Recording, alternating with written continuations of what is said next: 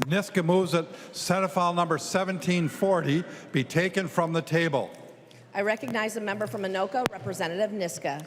Thank you, Madam Speaker and members. That's my motion. This is the education policy bill that we calendared and then tabled a few weeks ago, and we are going to take it up today. Is there any discussion? No discussion is appropriate. Members all in favor of taking this item from the table, say aye. Aye. Those opposed, nay. The motion prevails. The clerk will report the bill. Senate file number 1740, an act relating to education policy, making changes to K through 12 education.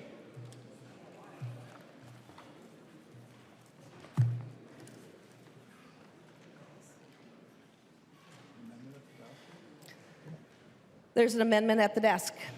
Jordan moves to amend Senate file number 1740, the second engrossment, as follows. Delete everything after the enacting clause and insert the following language of House file number 1306, the first engrossment. The amendment is coded DEA 1306. Before the author explains the bill, we do have that amendment. The clerk has reported the amendment. I recognize a member from Hennepin, Representative Jordan. Thank you, Speaker Damath. Members, this amendment substitutes the House language for the Senate language. I ask for your support. Thanks. Any discussion to the amendment? All those in favor say aye. Aye. Those opposed, nay. The motion prevails and the amendment is adopted.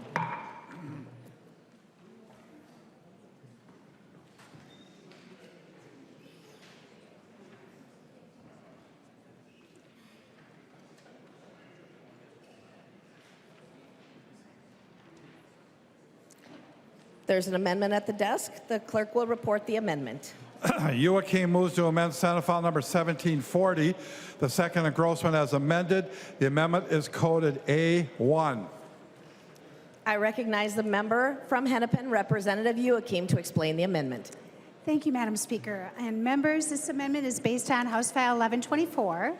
It allows our school districts temporary flexibility on their school start time. The bill had a hearing in Education Policy Committee and was amended. This amendment reflects the language in that the Ed Policy Committee voted for. And I would like to thank Chair Bennett, Chair Jordan, Vice Chair Mueller for hearing this bill and signing on to it. This bill has bipartisan support, and we had a good discussion when the bill was before the Education Policy Committee. Out of those discussions came the thoughtful compromise that you see in this amendment before you. While districts could utilize the exemption to start before Labor Day during the 26-27 and the 27-28 school year, they could not start before September. They cannot start before September 1st. So that's what the amendment says. It doesn't change any current law that allows districts to start calendars before Labor Day if they have a construction project of over $400,000 or more affecting the school facility, or they have an agreed upon schedule with a school district in adjoining states. This amendment does not change any of those. It simply adds this temporary 2-year exemption to provide our districts with some more flexibility. The statute, you can look at it, it's on 128.40. And the reason why we're doing it is Labor Day starts September 7th in 26-27 and September 6th in 27-28. But not before September 1st in either of those school years. Starting the school year this late during those 2 years would cut into a district's academic days and pushes the end date of school later into June. Individual districts have many items to consider when they set their school calendars for the academic time for students and professional development for teachers, to transportation schedules and secular and religious holidays. This amendment provides all districts with the needed flexibility to work around late September start time, Labor Day start times, only for these specific 2 school years. There's a letter of support on your desk for this amendment from MSBA, Minnesota School Boards Association, Minnesota Association of Secondary Administrators, and Minnesota Metropolitan School Districts. It is a good addition to the House Education Policy Bill, and I'd ask for a yes vote. Further discussion to the amendment. I recognize Representative Bennett from Freeborn. Thank you, Madam Speaker, and thank you, Chair Joachim. I appreciate that you were willing to work on this, and and put that bottom on this for September 1st. And I just want to share the, in the committee, when we heard this bill, there were passionate arguments on both sides of this issue. And to me, it's a really hard, because there's a winner and there's a loser in this. And I think we need to continue more discussions in the future on how to handle this. But I would want to say a couple of things. One being, I know as a former teacher how the spring is. And as soon as the nice weather starts, there truly is spring fever, members. Kids' brains check out. And we really lose those valuable academic days where they're focusing more. The other end of the spectrum here are our northern businesses, our resorts, and everything that's connected to them. They mean a lot to our state. They're great vacation spots, fishing spots, and all the things that come with them. But our families love to go there. And not only that, those resorts provide jobs. They provide taxes to fund our schools. So we can't forget that side of the coin either. I don't know what the answer is on this, but I do appreciate that we have a bottom line saying the schools may not start before September 1st. This is permissive. Schools do not have to do this. I'm certainly open to further discussion. I ask members to vote their district. It really depends what perspective you're looking at this on. I understand that there's maybe some information on data for our schools and how this affects them or doesn't affect them. I'm certainly willing to learn more, but at this point, I'm just asking members, vote how you see best on this, and it's a tough one. So thank you, Madam Speaker. I recognize the member from Sherburne, Representative Lawrence. Good evening, and thank you, Madam Speaker. I'm standing tonight to speak in opposition to this amendment. I do sit on the Education Committee, Education Policy Committee, and we did have a lot of testimony regarding this issue. It brought a lot of people out as far as testifying, and I'm not going to say that all were in opposition, but there was many that came and testified in opposition to this amendment. And a couple of the things is, yes, a lot of individuals that are from the north testified. A lot of resort owners, hospitality industry, a lot of those that are saying this is part of summer vacation. This is part of people investing in Minnesota and taking their families out and enjoying what Minnesota has to offer. In addition to that, for me, it's one of those things that it really comes down to family. This is an opportunity, one of the last opportunities during the summer that families spend time together. And some of them spend them at the lake, some actually spend them in the cities too. They travel Minnesota, and this is one of those last opportunities to get together as a family, spend it together before the school season actually starts. In addition to that, and I mentioned this one in the committee as well, but we've got the Great Minnesota Get-Together. The Minnesota State Fair happens during this time that many of us support, many of us attend, that is a big part of our state celebration and truly the end of the summer season, the beginning of the school year. And families come together to enjoy this as well. And so I know this amendment doesn't seem real aggressive in offering this, but it is a step in the direction that says that time's not of value, that's not important. The other thing I'd like to touch on is something that came up in the attendance task force, which I got to sit on with several other members here, was that cultural experiences and allowing students to have time off or time to invest in cultural experiences. In addition to that, as I look at this, this takes away from a lot of the cultural experiences that families in Minnesota take to experience. It eliminates maybe a week, maybe 2 weeks of that time where they invest, where they go fishing, where they may go out scouting, where they might just spend time in the parks, where they enjoy camping, where they might attend the Minnesota State Fair, where they might experience the museums and stuff in Minnesota downtown here.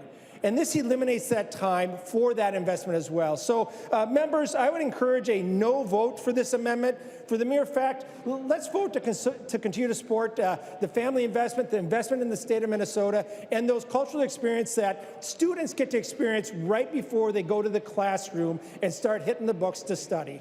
Thank you. I recognize the member from Beltrami, Representative Bliss. Thank you, Madam Speaker. I rise in opposition to this amendment. As some people might know I own a resort to northern Minnesota. This bill, our season in northern Minnesota is extremely short. We go from Memorial Day to Labor Day, basically, and we have to make up 12 months of income in those days. My resort is a small family resort. We don't have a lot of employees, but we do support the local economy.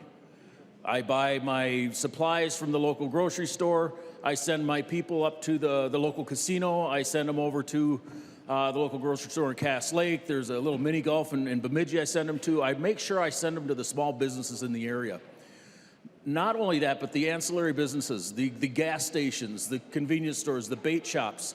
You're taking an entire week out of their income for a year. And it doesn't sound like much, but when you think it's only a 3-month season, and you're taking a week out of that 3-month season, that really impacts northern Minnesota. In my district, a lot of us rural outstate folks, we rely on that last week. Yes, we still have Labor Day. We're not taking away Labor Day. But if the schools are in session before that, the parents will not take their kids out on that Labor Day weekend. It just becomes an extra day to stay home and maybe take care of the yard. This is a tradition in Minnesota. I've got generations of families that come to my resort over that time frame. This is a tradition, and this bill is eliminating that tradition. And, you know, not only for the small business owners and the families, but the teachers and the other employees of the school that look forward to that last week, and that's just their last breath of fresh air before they're locked in a school for 9 months. So just think about this, folks. And Madam Speaker, I request a roll call on this. A roll call has been requested. Seeing 15 hands, there will be a roll call. Representative Bliss. I recognize the member from Crow Wing, Representative Heinzman. Thank you, Madam Speaker.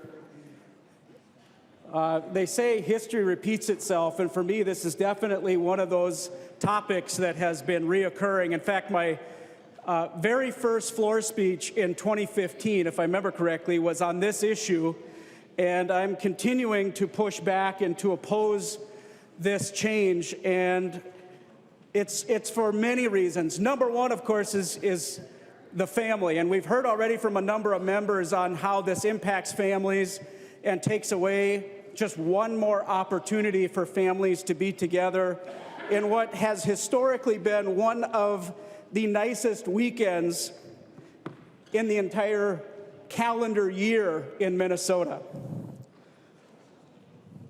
Some would say this might be a positive step for some, and I can see both sides. I really can. But there are some facts that we need to bring into this conversation, and I hope that members will be listening.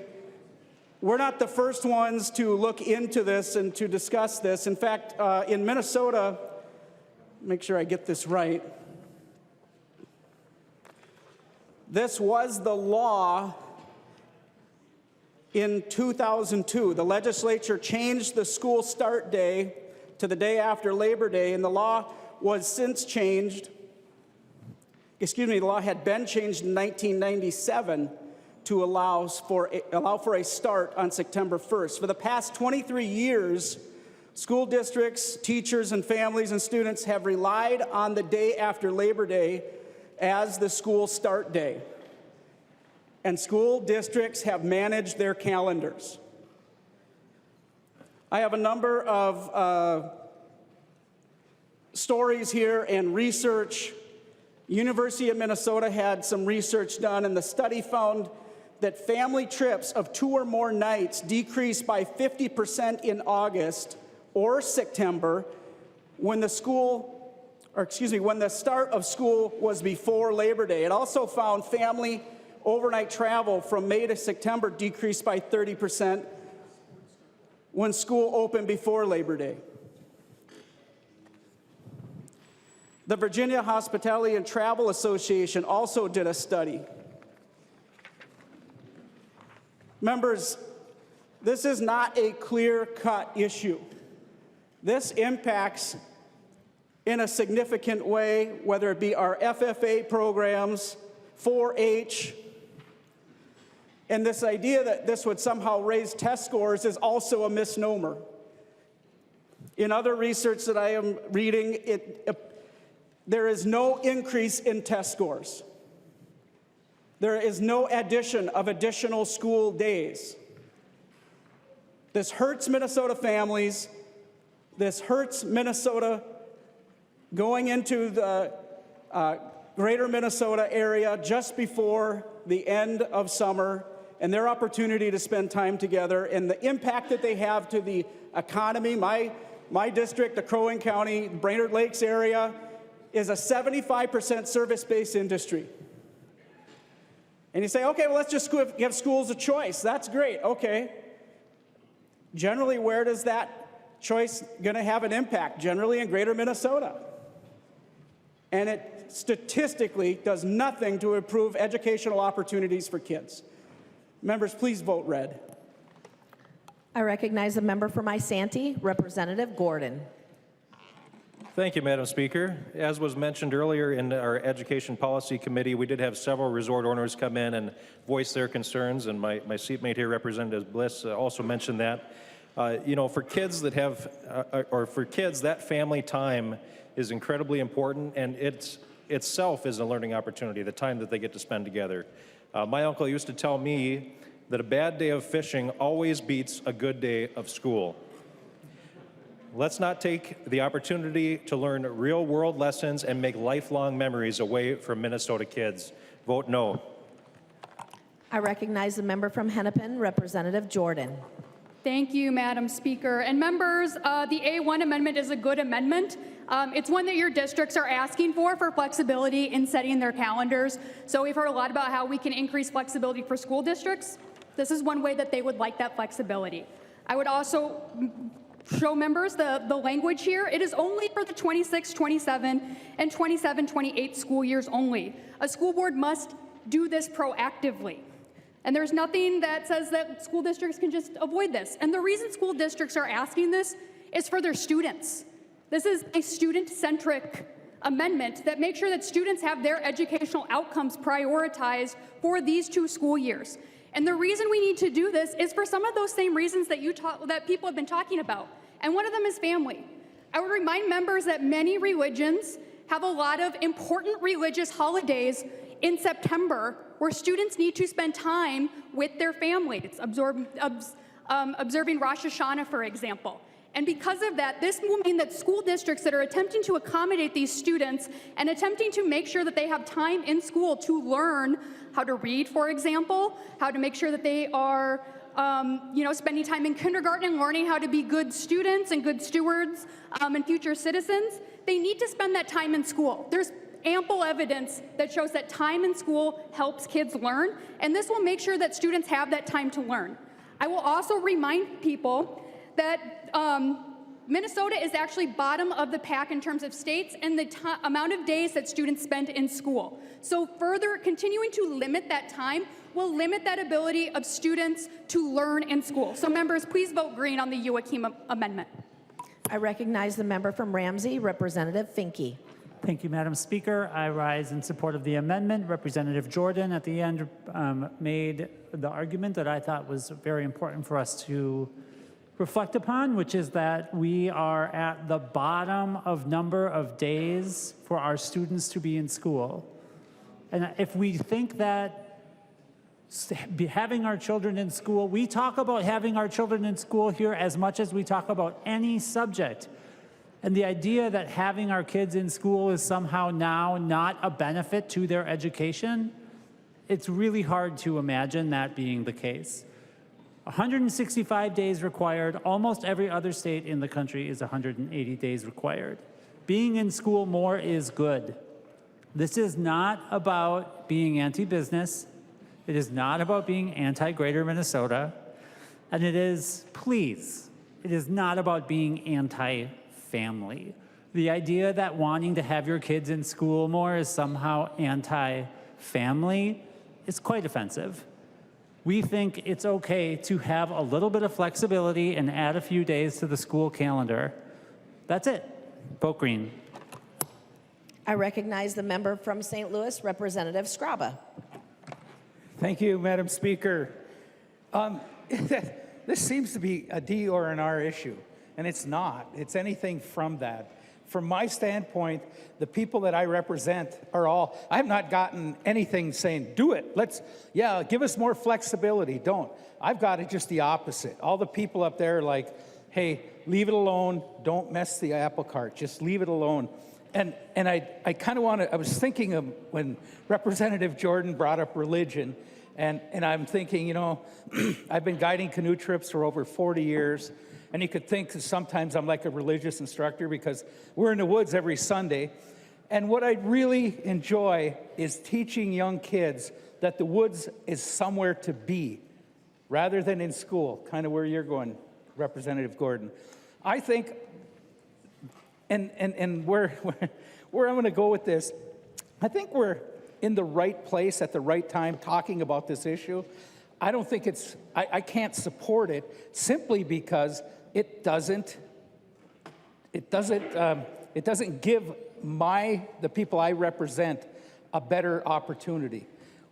We have a hard enough time trying to keep these people working up till September.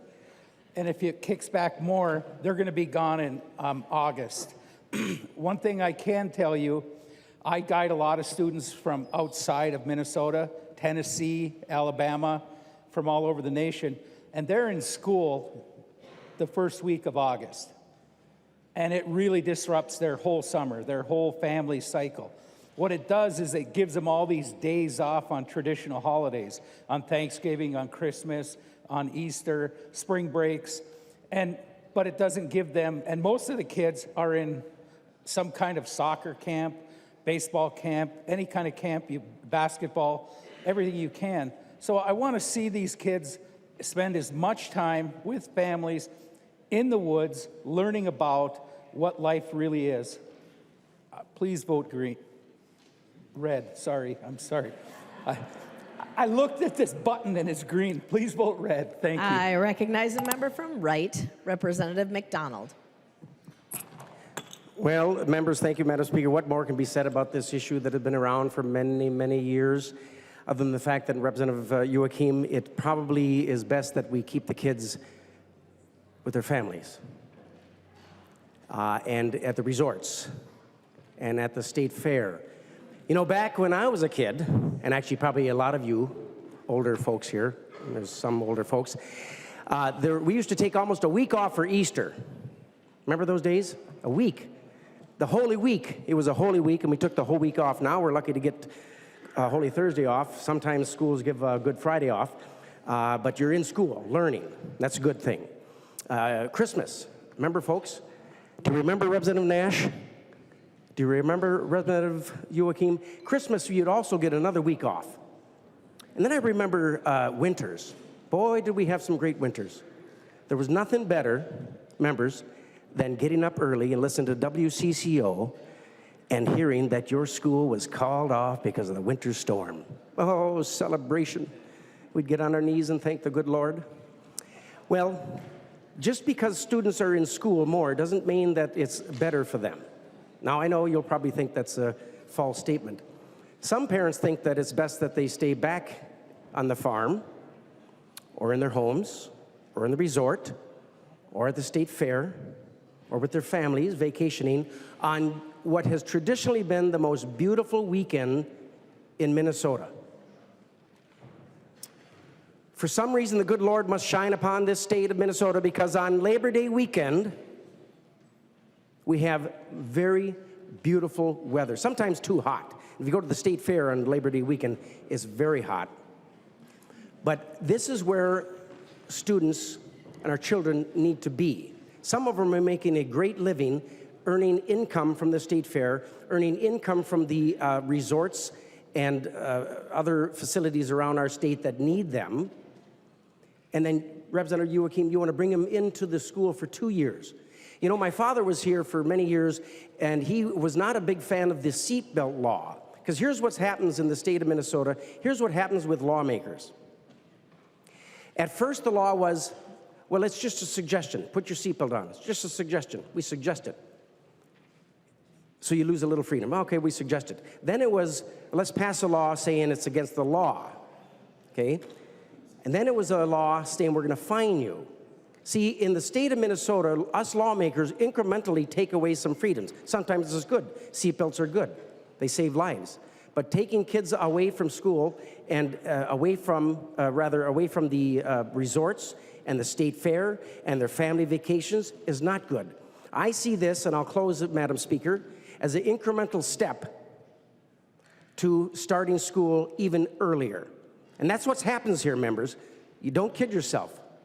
It's incremental steps. Well, it worked for 2 years, so let's make it a law. Let's start before Labor Day.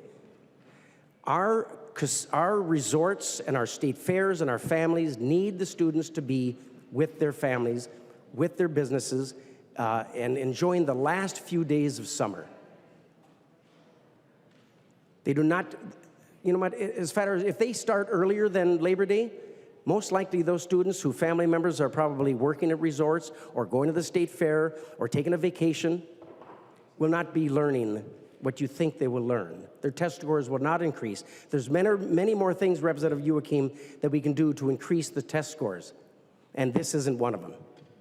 So members, Representative Scraba, please vote red, not green.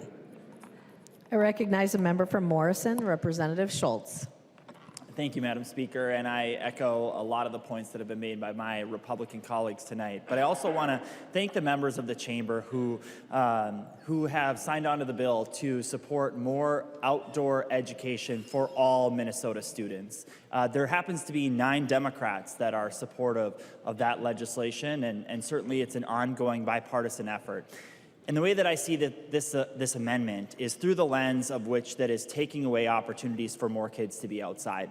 Whether you're in northern Minnesota, whether you're in western Minnesota or southern Minnesota, we know that we have such rich traditions in outdoor recreation that kids really do need to enjoy.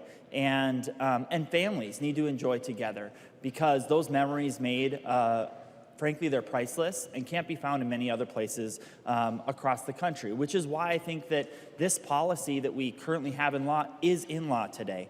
And I also want to just make the point and reiterate how much the state fair was meaningful in my own growing up years, and how if I had to be in school prior to Labor Day, that I don't know that that would have been a possibility for my family, having to travel hours to the state fair.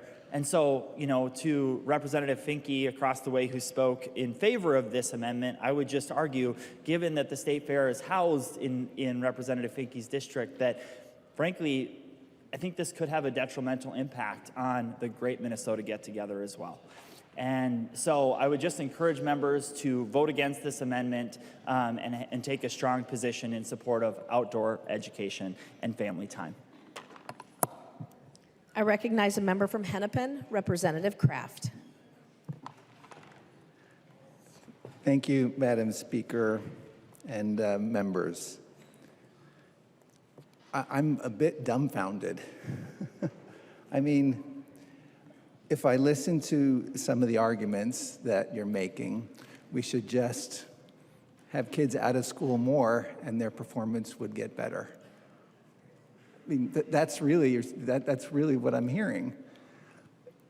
I mean, let's look at what this amendment is actually asking for. It's not saying every school district has to do this, but there are school districts, including one in my community, that is saying we need this to improve outcomes for our students. Why can't we try this? Why can't we allow this? It's 2 years. I don't agree this slippery slope thing. I mean, we get to vote on this in a couple of years as well, right?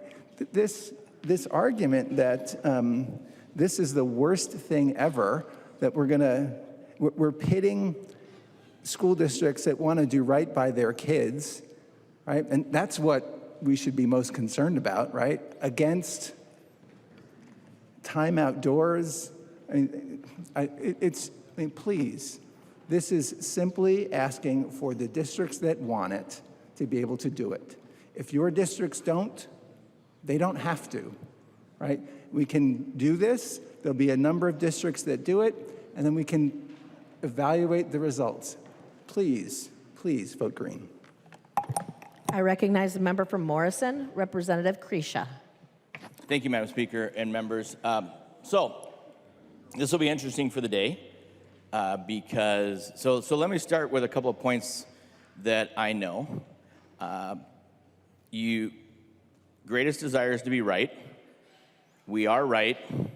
We can't change anybody's mind, but we can change perspectives. Members, first of all, the start date is a mandate on schools. We're going to be talking about mandates today a lot. The second thing is, from my vantage point, and certainly vote your own district, but it's a local control issue. I've gone back and forth on this to the resort owners, to Representative Bliss, Representative Heinzman, Representative Scrub, and all. I absolutely understand the side and the state fair's desire as well to look at that very valuable time of the year and what that means. I get that. I also understand schools are entrusted by their school board on how they're going to set their calendar, how they're going to set the day up. And members, things have changed. Practices start August 1st. If you've had kids, you know those kids are as active as ever. The other thing I know, if you've had kids, and I've had a couple, kids can be pulled out of school at any time for all different reasons. Some of them educational, some of them not educational. I see parents that pull their kids out for vacations all the time in the middle of the year. Okay, and that's what they can do. That's their right. I see band trips that go down to the Caribbean because they raised money, they did all these things, and that's the reward. I also see, for my own use, we pull kids out of school and we go to Minneapolis ATC, we take field trips to the airports. All of that can happen. At the early part of the school year, the kids are going to go to the state fair, and they should. And that's an educational opportunity. They're learning just as much there as they would in the school. So what I'm offering here is a change of perspective, that things are changing. We have to recognize education is changing across the board. At some point, this body and other bodies will be debating year-round school. Others are looking at it. We're looking at 4-day weeks. We can make the argument on all of that. So the seat time is not what it used to be. We have online education opportunities. Members, from my vantage point of being consistent, we see amendments over in the other body telling homeschoolers what they can and can't do. That's atrocious. It is not our job to mandate, in my opinion. And I get this. I get both sides of this. Like I said, I'm not going to change anybody's mind today. I'm just trying to offer perspectives. But from my vantage point, and you'll hear a lot of this today, this is a school mandate. I'm not for school mandates. This is about local control. If I don't like this, or if I want to advocate for it, I'm going to my local school board members, or I'm going to the superintendent, I'm going to the principals, and I'll work with them in the communities. Because every community does this differently. For some schools, this will make a lot of sense. For other ones, it won't.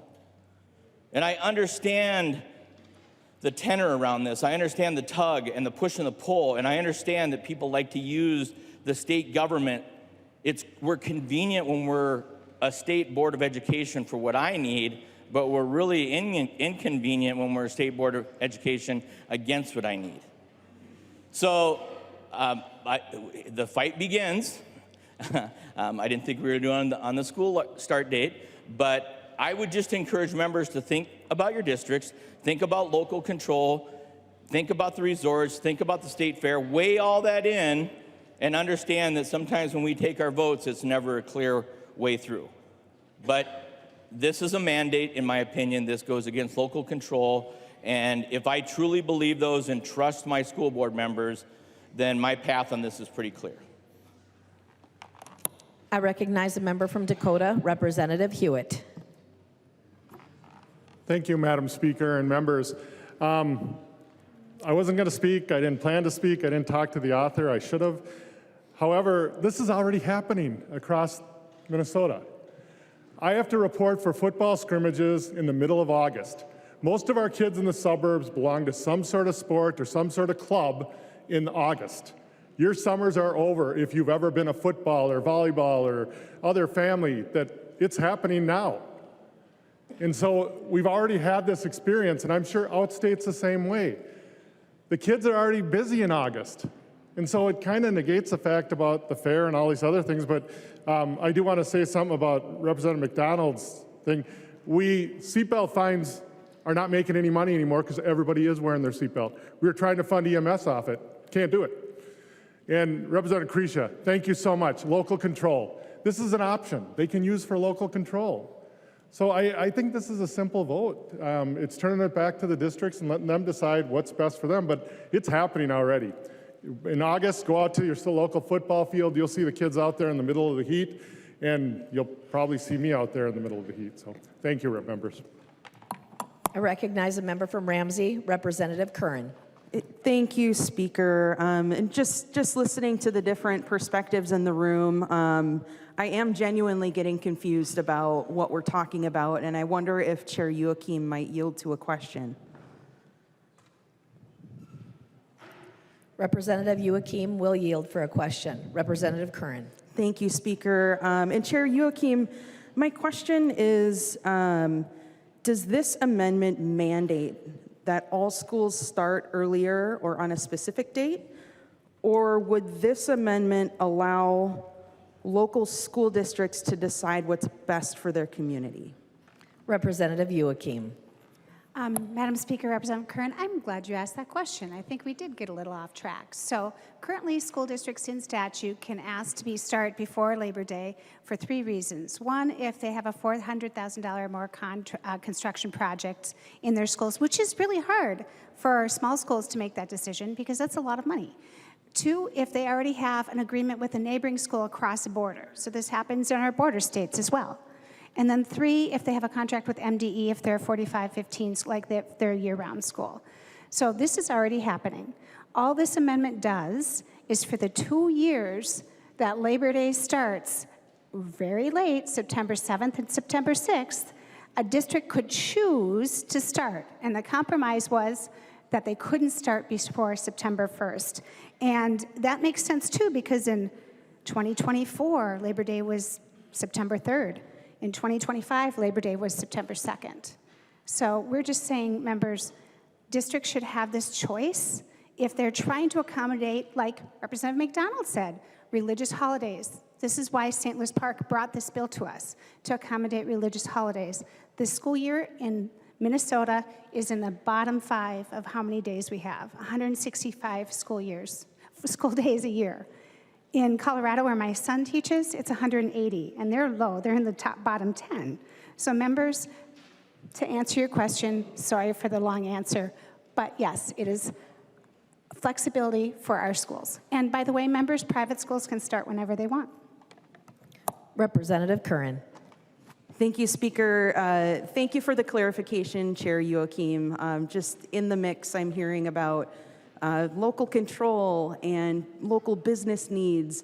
And, I think what this does is give more control to localities to really hone in on what works for communities.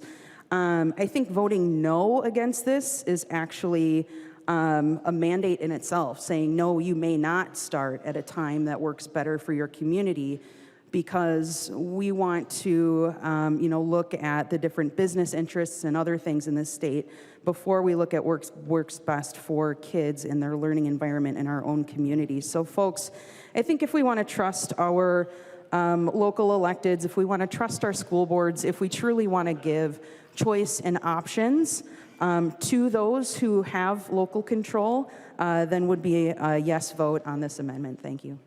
I recognize the member from Anoka, Representative Engen. Thank you, Madam Speaker. And while this isn't the most controversial thing that we've discussed here on the House floor, I do want to address some of the arguments in favor of adopting this amendment. I believe it was Representative Jordan who said that we should be doing this because of Rosh Hashanah and the recognition of that holiday. But that doesn't start until September 22nd. So that's a pretty moot point. And it's also pretty rich hearing about local control from Democrats. It's awesome that you guys are able to comprehend that, because our schools are reaching out constantly and telling us that they want mandate relief. And this seems to be the only one that you guys are willing to come to the table and discuss. So That's pretty funny, laughable for sure. And also, kids aren't going to school anyway, so when you start is pretty mute. In 2022 in Minneapolis schools, we saw a 46% attendance rate. That means that there are more kids out of school than there are going to school. That's a big deal. Let's fight about the real issues when it comes to education, the ones that we were bringing to the table day after day and weren't adopted, weren't universally seen. Let's get to the real heart of the issue here. Thank you. I recognize the author of the amendment, Representative Joachim. Thank you, Madam Speaker, and thank you, members, for the spirited conversation.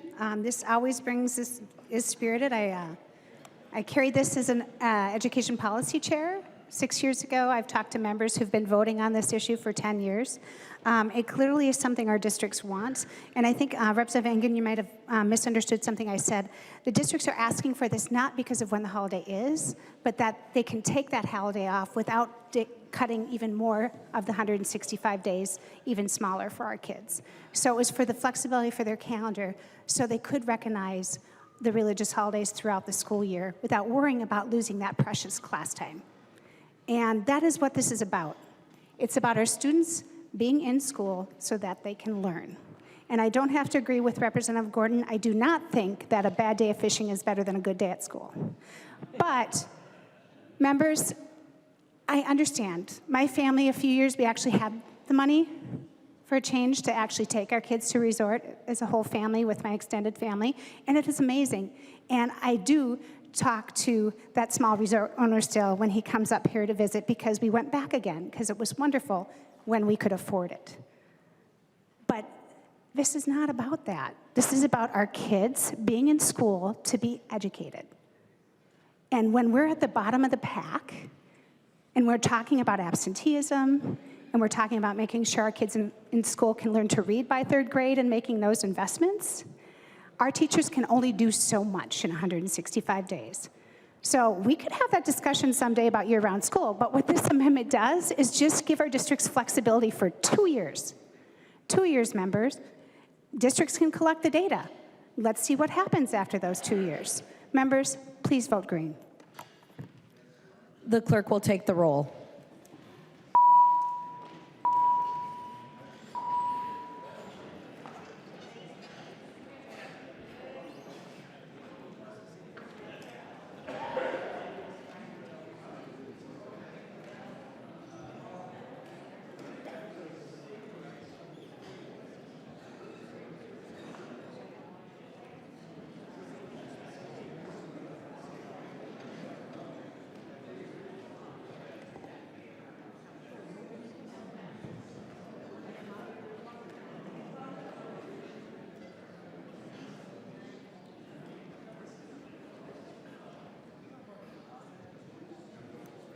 The clerk will call the name of the member participating remotely.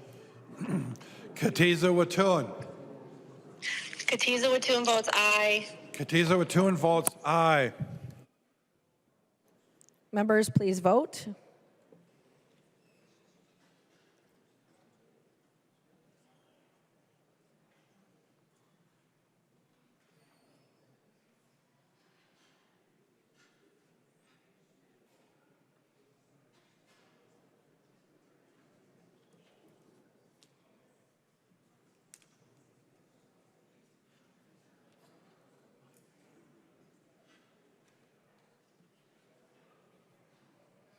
The clerk will close the roll.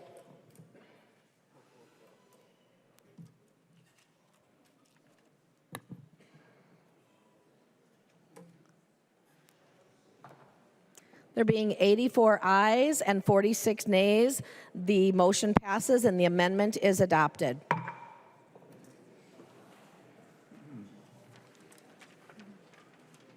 There's an amendment at the desk. The clerk will report the amendment. Jordan moves to amend Senate File number 1740. Second engrossment as amended. The amendment is coded A2. I recognize the member from Hennepin, the author of the amendment, Representative Jordan. Thank you, Speaker Dameth. Members, the A2 amendment removes a provision authored by Representative Clardy. That is a great provision that deals with hours of instruction and some of that experimental learning. Unfortunately, there was a fiscal note attached to this bill, late breaking, so it costs money and needs to come out. Members, I hope we can continue to work on this next year. I know there's a lot of interest in it from both sides of the aisle. Thanks. Discussion to the amendment. I recognize the member from Scott, Representative Bakeberg.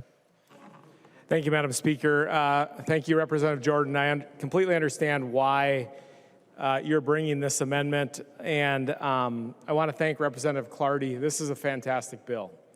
And what the bill does is it allows local school districts, it's interesting, we're coming off of the conversation we just had, but to have some local control and decision-making about their calendar.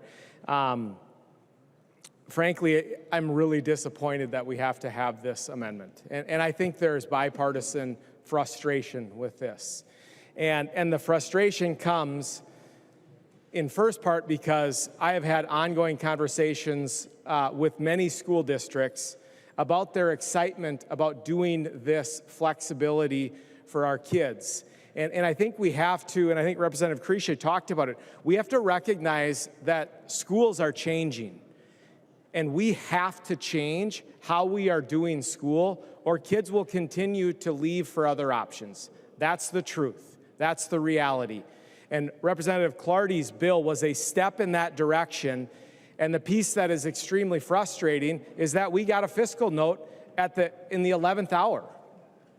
And this is a classic example of the department not wanting to do something and killing a bill, a good bipartisan bill, because of a fiscal note.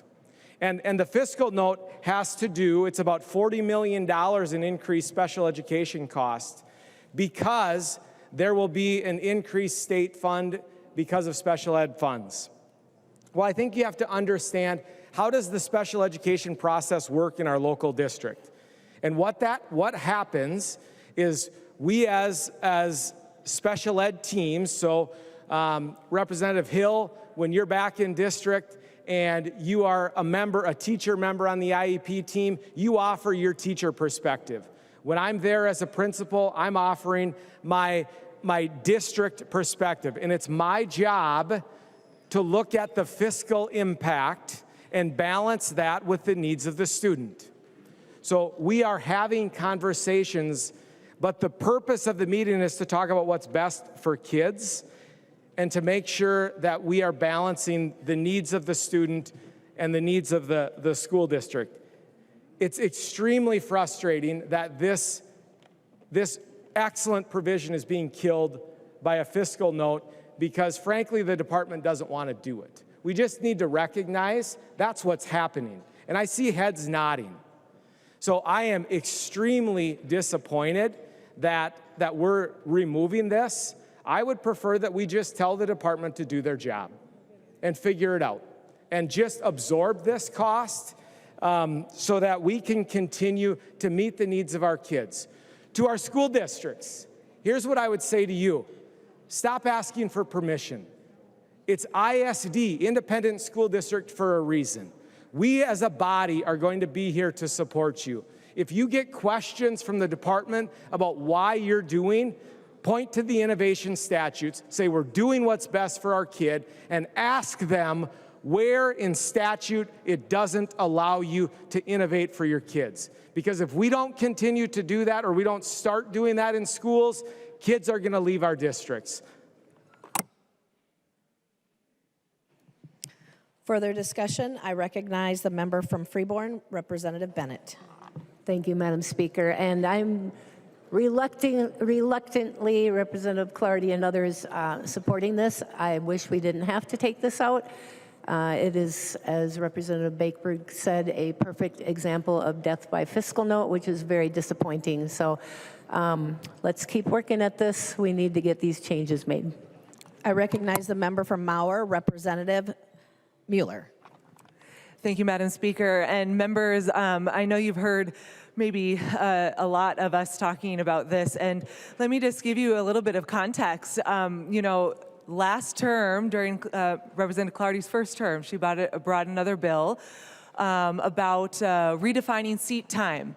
And everyone was very excited about how important it was for us to change what seat time means, because we could finally innovate and finally do all these things that people want us to do.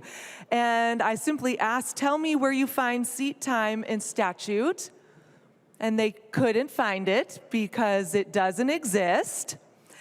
And tell me why you can't do what you want. Tell me who's telling you you can't innovate when your local community is asking you to do it.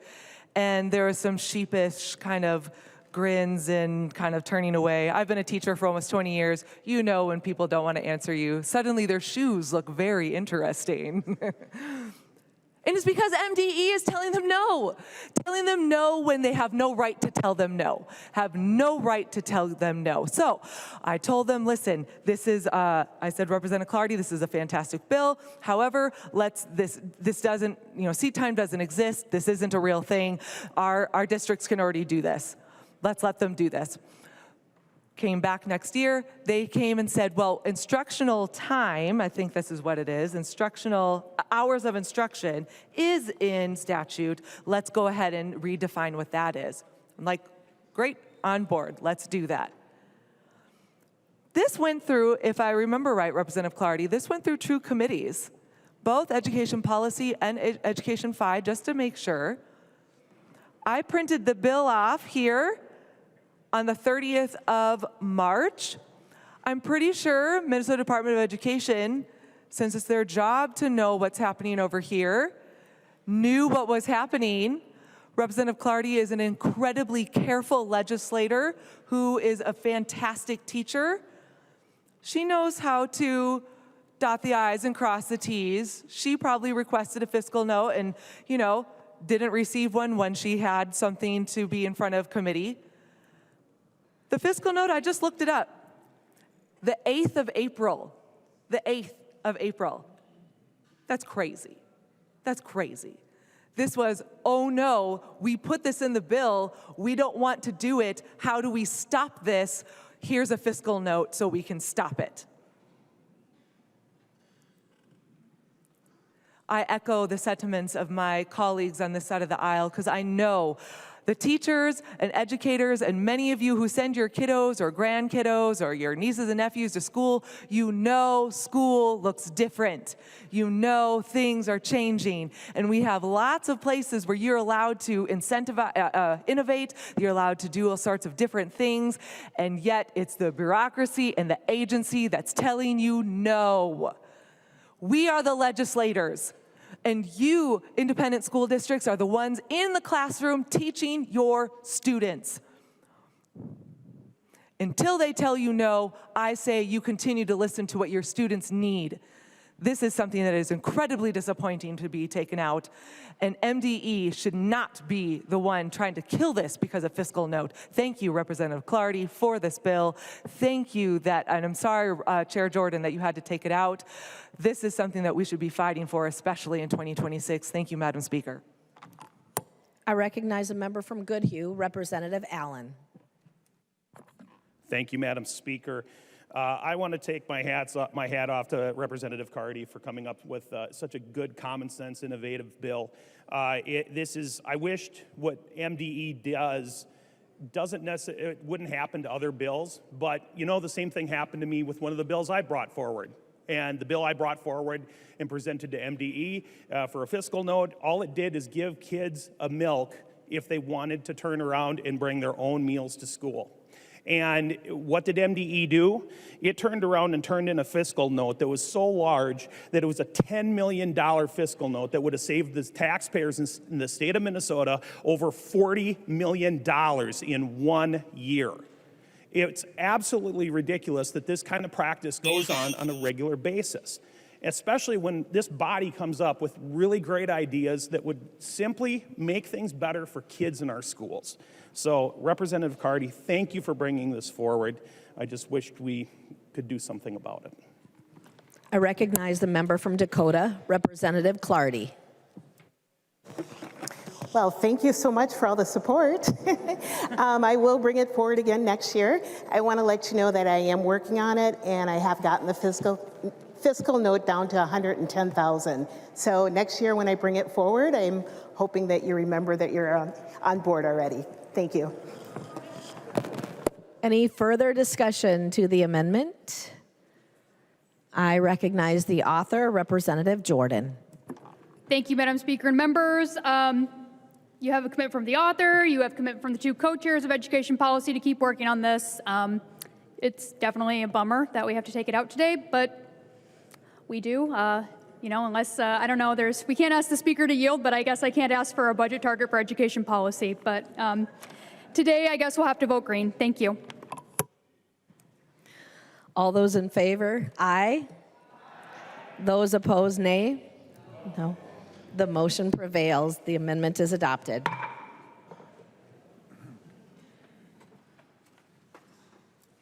There's an amendment at the desk. The clerk will report the amendment. Bakeberg moves to amend Senate File number 1740, the second engrossment as amended. The amendment is coded A3. I recognize the member from Scott, Representative Bakeberg, to explain the amendment. Thank you, Madam Speaker and members. I'm going to give an overview of the next two amendments, if that's okay, and then we'll discuss the A3. But I just want to set the table a little bit about why both of these amendments are important. And I'm going to look at it from an education standpoint, and I'm going to talk to you about the learning target. The learning target of these amendments are to provide clarity for our school districts about how they can and cannot make sure that their schools are safe, and then ultimately it's to provide our schools clarity to be able to keep the schools as safe as possible. Before I jump in, I want to thank, we've had ongoing conversations about school discipline over this, frankly, since the end of the 23 session, but in this session. And it goes back to the end of February. I met with multiple stakeholders from all perspectives on school discipline, and we did something called a jigsaw activity, where we had different bills, and we brought everyone in, and they offered their feedback about how does this help and support kids, and then what are your concerns? And it was a spirited discussion, let me tell you. I had 2 different sessions, and we had every stakeholder group in the room, from Solutions Not Suspensions, special education advocacy groups, the Department of Education, all the school management groups came to the different sessions and offered their feedback. Then we did a similar thing where we had conversations with some members who were interested in working on this. And I had conversations into April, into the end of April, and even going into the end of May. You have a packet that was handed out, and it has letters from the Anoka Hennepin District. It has letters from a letter that I sent to the Department of Education requesting clarity around the statute, because there was this perception out there that, and this came through in all of the listening sessions, and it came through when we met with members, that, well, principals just don't understand. They can suspend kids, they just don't understand. That is false. That is absolutely false. A student can be sent home at in the current day,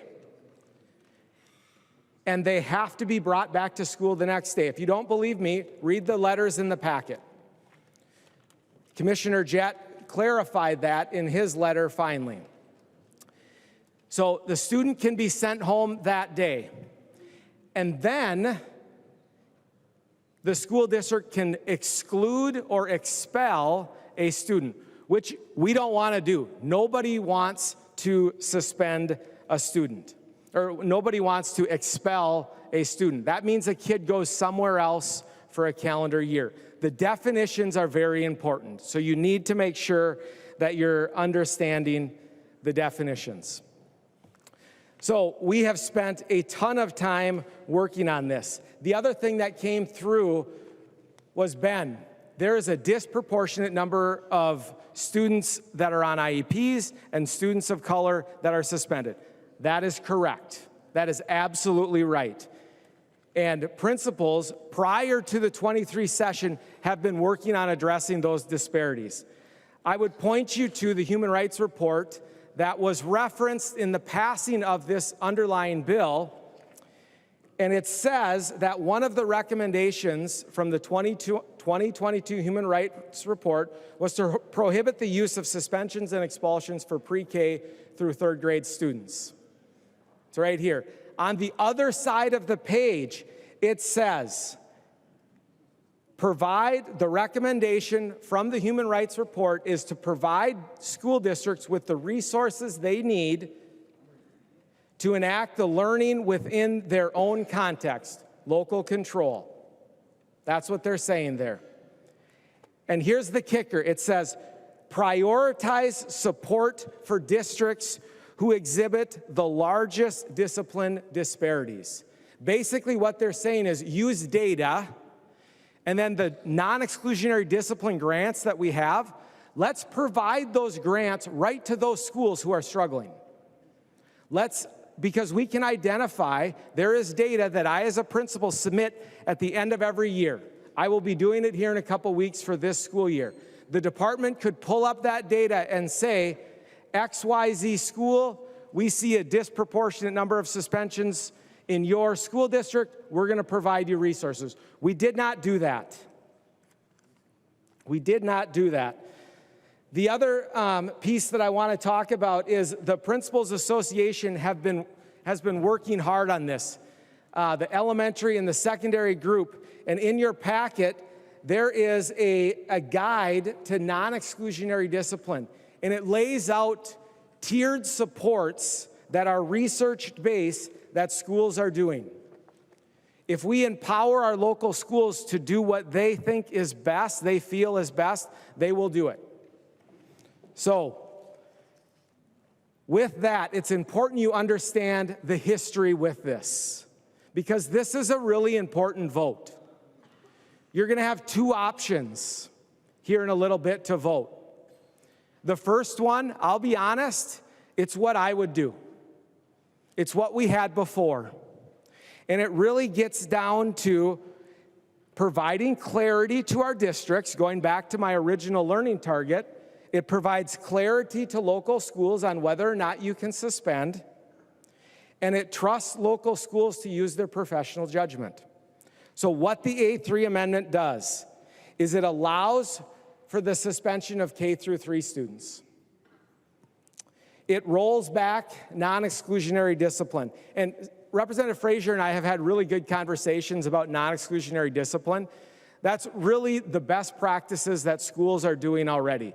Prior to it being called non-exclusionary discipline, it was called PBIS. Before that, it was called something else. Before that, it was called something else. It's best practices. Now, principals will admit, schools will admit, we've got work to do. That's why they developed this, and the department is using it. And then the last thing it does is it repeals the ban on recess detention. So again, members, the A3 amendment is an amendment that allows and provides clarity and allows our schools to make the decisions that are best for them in the situations that they're facing at a given time. I would encourage a green vote. I recognize the member from Hennepin, Representative Frazier. Thank you, Mr. Speaker. Thank you, Representative Bakeberg, and for acknowledging the conversations that have been happening around this issue. You know, what I will say, so this takes me back, almost 10 years ago now. I was in Minneapolis Public Schools, and we had a brave superintendent, Dr. Bernadette Johnson. This issue was prevalent within the school district, and we took a look at the data, and we saw that Black and brown students and students with disabilities were disproportionately being suspended. And what we also saw was that when we looked at the reasons for those suspensions or exclusions, it was mainly subjective. And when we looked at that and we took a look and we did side-by-sides and looked at the subjective reasons as to why, we would see that one demographic was being suspended at a higher rate than another. Dr. Johnson decided to take action on that. She implemented a policy herself that there would not be suspensions of students at the K3 level. You know, the reason I tell that story is because, Representative Bakeberg, you mentioned that we should leave this decision to the professional judgment of those at the local level. And the thing I say to that is that when you do that, you tend to have these subjective reasons for why students were being suspended at that level, and then you end up with these disproportionalities here. And I know that in Department of Human Rights, back in, I believe, 2017, came out with a study finding that many of the districts within the state had huge disproportionalities in terms of the suspension data between black and brown students and white students. They actually entered into many settlement agreements, decrees with many of those school districts to find ways to decrease those numbers. And I think over 41 districts entered those agreements voluntarily. They did see a decrease in those numbers. I say this by way that, this is a perfect segue from the conversation we had earlier. We're still talking about what's the best way to keep our kids in the classroom and in the school, because we know there's better outcomes when we do that. Now, if there are concerns with clarity on the bill, I think that's something that can likely be worked out in the conference committee. You and I have had conversations about how that could happen. I still think that's an option. I am going to encourage a no vote, but I want to say I do want to list out some stats before I take a seat here, and I just think it's important because this is how we got here. So that 2017 report from the Department of Human Rights showed that black students were 8 times and indigenous students 10 times more likely to be suspended or expelled than white students, although students of color made up only 31% of the student population. They accounted for 66% of the suspensions and expulsions. Over half, 55% of these disciplinary actions were based on subjective judgment. That's a problem. That's what this law was seeking to resolve, and that's still an issue. And Mr. Speaker, I do want a roll call on this amendment. Thank you very much.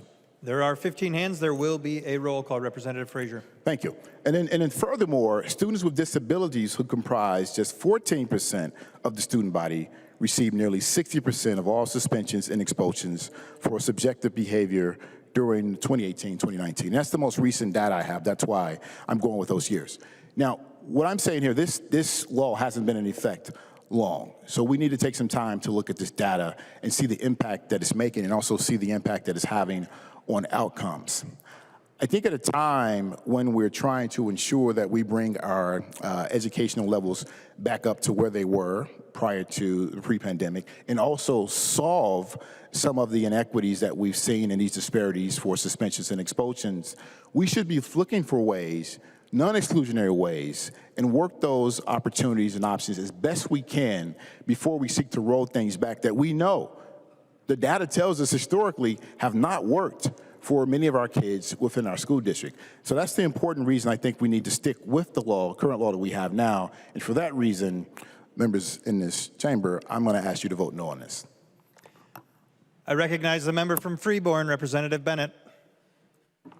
Thank you, Speaker Olson. And members, this is a serious issue.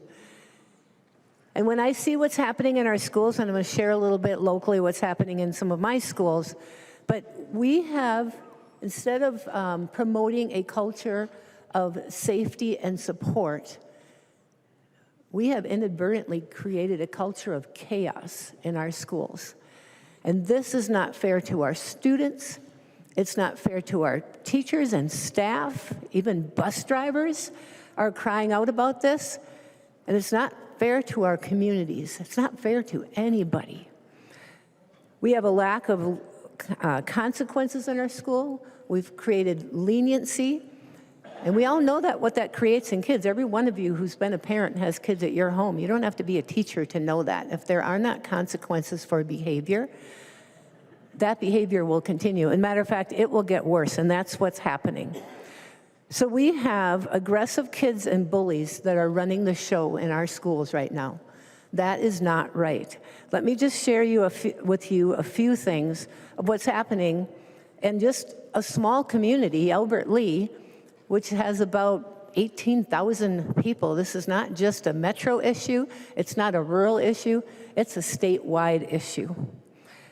So here's a parent that says, in an effort to be sensitive to one child's trauma, trauma is now being formed for another child as they witness student behavior that goes unchecked. They witness their fellow students destroying classrooms, stabbing teachers with pencils, scratching the faces of administrators. This is developing anxiety amongst kids who didn't have anxiety before, and behavior problems for kids who didn't have behavior problems before. We have kids who are being threatened by other students. One of them was threatened by a student. That student said she would bring a gun to school the next day and kill him. And our school administrators' hands were tied. That student was in the classroom the next day. That is not right. Another parent says there are little or no consequences. Another student was threatened by a student saying, I'm going to hunt him down and kill him. So this is hindering everyone else's learning while also being cruel to other students. A fourth grader tells her parent that he frequently leaves the classroom with the rest of his class while a student rages out and destroys the classroom, throwing desks, throwing chairs, breaking televisions, breaking computer screens. It's not right. We have created a culture of chaos, and it's affecting both our students who have difficult times, but it's affecting all students and their learning. And now it's affecting even their lives. I know there was a little girl, I believe it was a girl from Virginia, 10-year-old, who was bullied. She committed suicide. Just within the last 2 weeks, we had an 11-year-old girl commit suicide in Albert Lee. This is serious. We need to make changes. The changes that have been made to discipline for our schools over the last number of years are not working. They're making it worse. They're creating a culture of chaos. We cannot have that. I ask members that you support this amendment. I'm going to speak now because I won't speak to the next one because we need to adopt one of these amendments that Representative Bakeberg has. Thank you, Mr. Speaker. I recognize the member from Olmsted, Representative Quam. Thank you, Mr. Speaker. And, a lot of people see kindergarten through grade 3 and, what could happen with third graders. When my eldest son was in 4th grade, one of his classmates was in a wheelchair because he had severe issues. He ended up, I think he lived to the age of 18. But it was during recess, and the third graders, a bunch of them went over and were picking on him. My son and one of his friends went over there to defend him. I found out because my son had recess detention. And my son said he knew he was going to get detention, but it was worth it to stand up for his friend. Because third graders were picking, harassing, and bullying him. So that's back when there were, things would happen if you misbehaved. And third graders were behaving badly. I shudder to think when there are no repercussions for bad behavior, the actions that will accelerate. Because any parent knows that you set rules and the kids push and then they hit that boundary and then they tend to stop. And frankly, this is the reasonable approach, and then look at how you address the abnormalities that are causing a problem with some parts of the student population. But the lack of rules only exacerbates the problems, and I'm going to vote green. I recognize the member from Wright, Representative Hudson. Thank you, Mr. Speaker. Members, I'd like to respond a bit to Representative Frazier's points made earlier, but before I do, I just want to give you some personal perspective. I have two sons who are in K through 12 right now. They are students of color, they are brown. One of them has an IEP, he's on the autism spectrum.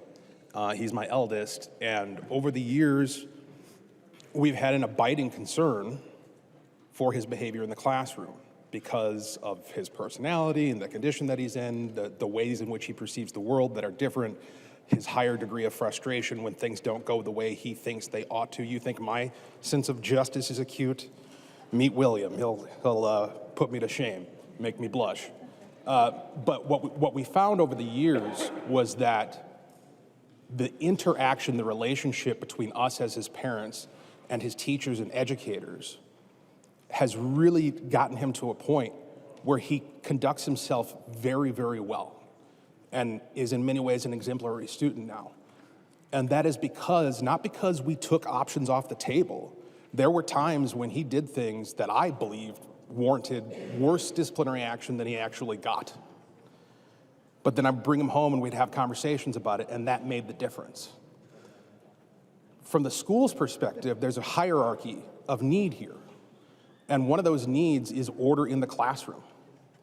Everyone's right to learn. Every student's right to be able to come to school, to not just feel safe, but to be safe, to be protected, to know that there's going to be consequences for crossing certain lines. With that said, we'll go back to what my friend Representative Frazier had to say about the past of how this policy was developed. So taking the premise for granted that exclusionary discipline, suspensions, expulsions have been both disproportionately given to students of color and disabled children, and also taking for granted that there's a high degree of subjectivity that's been involved in those decisions that indicates that there may be some sort of problem with bias here. Okay. Does the current law solve that problem? Does it really solve it? And I can sit here and tell you, and I would be correct, it would be true for me to say, there are certain things that you shouldn't eat, either because they're not healthy for you or because they're poisonous, they could kill you. But my solution to that was, we're not going to eat anymore. I've just created a much bigger problem. Yeah, sure, it's going to protect you from what you shouldn't eat, but it's going to deprive you of what you need, what is healthy, what is necessary. And I feel like that's what this policy has done. Because think about it this way, even if you're accomplishing the goal that you're intending, which is to protect students from bias and disproportionate treatment, you haven't actually removed the bias. So in other areas, they're going to continue to be subjected to, again, assuming the premise that there's this inappropriate discriminatory bias that's influencing the subjective judgments made by educators. If that's true, you're not fixing it by limiting the educator's options. If you want to get to the root of it, if you want to find a solution, like this group that has a handout for us says, the solution is not to say no to suspensions categorically. The solution is to figure out what lies at the root of that bias and address it individually, personally, with our educators and frankly with our students. This is a good step in the right direction. I appreciate Representative Bakeberg bringing it. Thank you. Any further discussion to the amendment? I recognize the author of the amendment, the member from Scott, Representative Bakeberg. I think I spoke plenty at the beginning. I would encourage a green vote. There being no further discussion, the clerk will take the roll.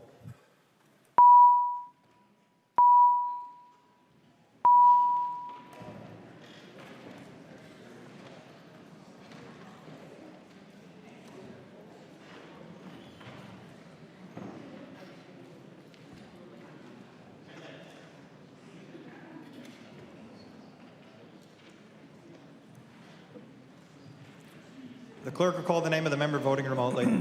Katiza Watun.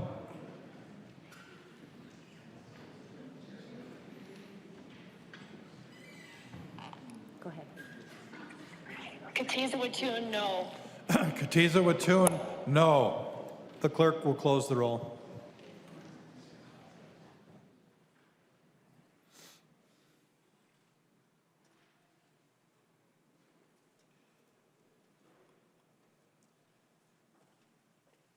There being 67 yeas and 67 nays, the motion does not prevail. The amendment is not adopted. There is an amendment at the desk. Chief Clerk will report the amendment. Bakeberg moves to amend Senate File Number 1740, the second engrossment as amended. The amendment is coded A4. I recognize the author of the amendment, the member from Scott, Representative Bakeberg. Thank you, Mr. Speaker. The A4 amendment is very straightforward and frankly comes after listening to many of the stakeholders who are involved in this conversation. And I'm going to be honest, I'm not just listening to principals and teachers and parents, but I'm also listening to the people that are on this sheet that was just handed out on our desk. Because I think it is important when we're talking about education and we're talking about our kids to be able to make sure that we're looking at different perspectives to address the blind spots that we have.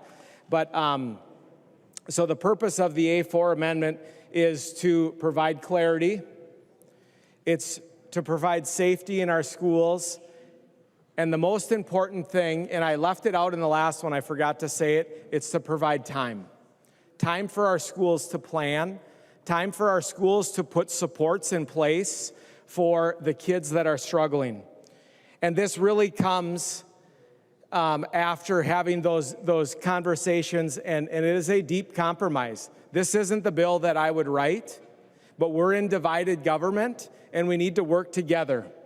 So I heard concerns about the disparities in the suspensions from the 2017 Human Rights Report. So that's where we have that superintendent approval in there. So we heard, and that's what Representative Frazier talked about, that's what happened in Minneapolis. The superintendent at the time had to approve all of those suspensions. This is a way to address that new principal who maybe doesn't have the professional development that they need, or to address maybe that person who has a bias. So we can make sure that we're holding them accountable. It also removes the repeal of non-exclusionary discipline, because frankly, I'm okay with that being in there because I know in my principal world, that's just best practice. Okay, call it whatever you want. It's just good classroom management. It's just setting expectations. At the start of the year, it's defining what the expectations are across the building. So when a student goes to the bathroom, they know what the expectations are in the bathroom. And yes, you have to teach kids what the expectations are in the bathroom, for those of you that haven't been in a school in a while. It also removes the whole piece about lunch and recess. There was concern about that. Now, I am going to say that principals and schools are not taking lunch away from kids. They're finding alternatives, because we all can agree that kids need to move. So what does this do? This gives schools time to plan. Plan for the students that were harmed. Plan time to repair what happened in the classroom. And we heard stories, desks being thrown, chairs being thrown, people being hit, kicked, punched. That happens. It's in your packet. Please take time. Before you read, take time to read the real stories happening in our schools. It gives time to partner with families. Because oftentimes, that's the missing link for schools. We want to sit down and we want to talk with families. How do we plan together? How do we support your student together? It takes time to do that. Because right now, if an incident happens at 2 o'clock in the afternoon, the principal has to figure it out and investigate it, and the bus is coming at 3 o'clock. And you have to make a decision. Do you put the kid on the bus? Is the kid regulated enough to get on the bus? That's real life. And then you put the kid in the front seat of the bus after talking to the driver, and you hope and pray that nothing happens on the bus. And if you can get a hold of a parent, maybe they come in and meet with you. But guess what happens when that kid comes to school the next day? Because of this law, they are back in class. They're back in class, sitting next to the kid that was harmed. Or they're in the principal's office, and the principal isn't out doing what they're supposed to do that day. Or that school is blessed enough to have the resource to have a room where they're able to process the behavior. All right? But the most important thing the A4 amendment does is it gives time to plan, to support our kids and our teachers. I look forward to a healthy discussion, and I would request a roll call. Seeing 15 hands, there will be a roll call. I recognize a member from Hennepin, Representative Frazier. Thank you, Mr. Speaker. Representative Bakeberg, we're continuing at it again. So I do want to address some things, though. I heard some comments, and because I think these conversations are kind of united. Some of the stories that I've heard told, and then I heard the ages connected to those kids, like 10, 11. That's not third grade, so those kids could be suspended if you can't find alternative ways to address that issue. And I really want to focus on, I think we have to think about when we have students that are acting out in that way or displaying that type of behavior, what's the root cause of that, right? And I think we really need to focus on the root cause of that. And so the alternative ways are a better way to do that. Because sending a kid home, I got to tell you, if I'm a kid and I'm acting up and you send me home, say I've got two parents, they're both working maybe multiple jobs, and they're like, I can't be home with you, Cedric. Here's a tablet. I'll see you in about 8 hours, right? I'm like, damn, all I got to do is, I don't know, kick a chair. They're going to send me home for a whole day, and I get to play with my tablet all day. I'm not going to learn from that. That's going to exasperate and encourage me to have that behavior every day if I'm a kid that doesn't like school, right? But if I'm a kid that enjoys being in the classroom with my peers, and you take me out of the classroom with my peers, and you've got me hanging out with a para or the principal in the office, I want to get back to my peers. I'm going to learn something from that and want to do positive things to make sure I can stay with my peers.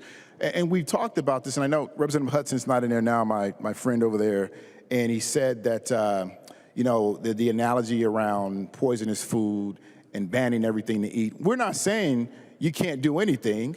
We're not saying you can't eat anything. We're just saying we want to take away the harmful things, the things that have created harm. That's what we want to take away from. And we've got data that shows that these suspensions have been disproportionate, these expulsions have been disproportionate, and they have created harm. Even when there were situations where lunches were being taken away, recesses were being taken away, all of these things have been disproportionate. And I do appreciate you recounting the way that Superintendent Johnson did hers with the ultimate decision had to be made by the superintendent. But I got to tell you, not all superintendents or administrators are created equal. And when she made that decision, it was bold at the time. And she took a lot of shit for it, a lot for it. I was right there with her, and teachers were mad, unions were mad, people were mad, parents were mad. But it was the right decisions to make because the data was accurate, the data did not lie, that we had students disproportionately missing chunks of class. And when we looked at the outcomes, it was egregious when you looked at those outcomes for those students. And it was all subjective for the reasons that they were out, right? So I appreciate that, but again, because all administrators are not created equal, and I know oftentimes you want to appease the folks that you work with. You want to keep balance. You want to keep them calm. You want to keep the support of your staff. That means you are oftentimes going to side with what your staff says. You're going to listen to the subjective reasons that your staff is giving you to remove that student from the classroom. So for those reasons, my arguments on the last amendment remain the same for this one. And for what I just said, I'm going to ask members to vote no on this amendment. I recognize a member from Cass, Representative Knudsen. Thank you, Mr. Speaker and members, and thank you so much, Representative Bakeberg, for all your work on this. This is a huge issue for our schools, as we knew it would be when it was passed, but now we're seeing it play out in real life, and it's become more of a problem than I think I ever could have thought. Last fall, I received an email from a concerned mother. She's not just a mother, she's also a school nurse in a district in my House District. This isn't a 10 or 11-year-old situation. She said that yesterday, this last September, her daughter was sexually assaulted in the classroom. Another student crawled underneath her desk, took a pencil, and continued to push it harder and harder in between her legs in her private area. Her daughter and this other student are second graders. Second graders, 8 years old. That little boy was taken out of the classroom for the day, but that was it. And this school is small. They have one class per grade. They couldn't take that little boy or that little girl and move them to separate classes. That little girl is in the same room with that little boy every single day. When she reported it to her superintendent, she was told, there's nothing we can do about it. The very people that should have been protecting this little girl had their hands tied by this body, by this group of people. We tied their hands and they could not protect this little girl. And this is just one situation that I know about. There is things like this happening across our state. We just showed that little girl that nobody will protect her from that. Nobody will protect her from her attacker. What kind of life lesson is that for her? And there are other things that happen. I visit a lot of our schools. And in our schools, there'll be a little kid causing mayhem, disrupting the classroom. Who does that hurt? It hurts the kids that want to learn. So what do those teachers do? They grab the whole class, except the kid causing problems, and they move to the gym. And then they try to teach class there. This is a major problem. If this stems from disparities and expulsions and suspensions, and I can understand that that's a problem. I get it. But with this, with the A4 amendment, there has to be somebody else that checks off on this suspension. We're not talking about a rogue principal. We're not talking about one person making this decision. It provides extra input on this decision. This poor little girl that I'm talking about is now finishing her second grade year. And she is still in the same room as her perpetrator. We have got to do something about this. We have to fix this.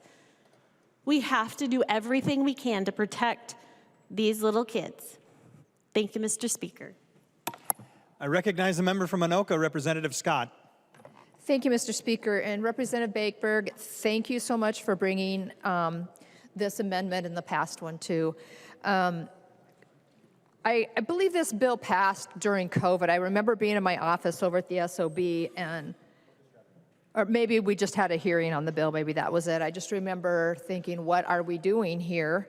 This could end badly. And every year, the Anoka-Hennepin School District invites their legislators in prior to the legislative session beginning to just give us an overview of their priorities. And for the last 2 years, fixing this disciplinary problem of no expulsions or suspensions has been in their top 3 priorities. As many of you know, Anoka-Hennepin is the largest school district in the state, very diverse school district. And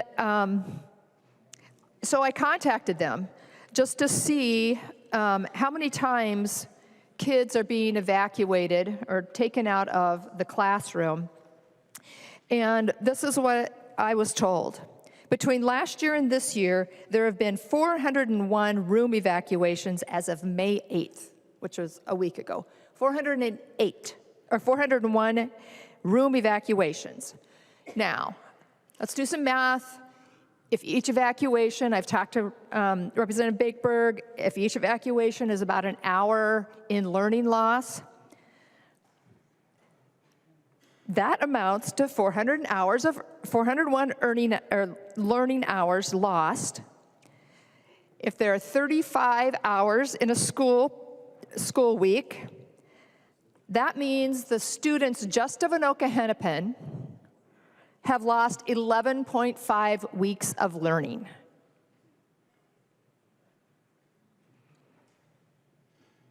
Eleven and a half weeks. What are there, like 19, 20 weeks of school in a year? Maybe more? So that is not fair to those students in a classroom that are being yanked out of there. How many of us would want to go in and out of the House chambers here every day if there was always somebody in here throwing chairs, having a meltdown? Here's a good example in the packet that Representative Bakeberg has. It says, "My child can't learn like this. A second grade classroom experiences daily evacuations." Daily. Students hide under desks as one child throws books, screams threats, and smashes supplies. Parents of the other students are calling daily, "Why can't you protect my child?" And the school is powerless to respond. Anxiety is growing. And anxiety is not only with the kids. The teachers, one of the reasons we're losing teachers is they cannot take this anymore. At this meeting with the Anoka Hennepin School District, the assistant superintendent, I think that's the title, of the elementary and junior high principals, was practically in tears talking about how frustrating this is. It's not helping our kids to put them right back in the classroom the very next day without sitting down, meeting with their parents, coming up with a plan, giving the kids a time to cool down and come up with, like Representative Frazier said, a plan that works to keep that child in the classroom. That was one of the arguments for how we got this policy, is there were kids that weren't in the classroom. They were being suspended or expelled. Now, all the kids have learning loss. If they're in a classroom where one or more children are causing chaos. Members, we have a problem in the state of Minnesota with our kids learning. They're not going to school, they're not graduating, and their reading scores across the board, regardless of their race, of any of that. 50% read at grade level, and we wonder why. 11 and a half weeks of learning loss in Anoka Hennepin in a year. And I know everybody's kind of looking down. Oh, let's look down. It's, we have to vote no because that's what the team wants us to do.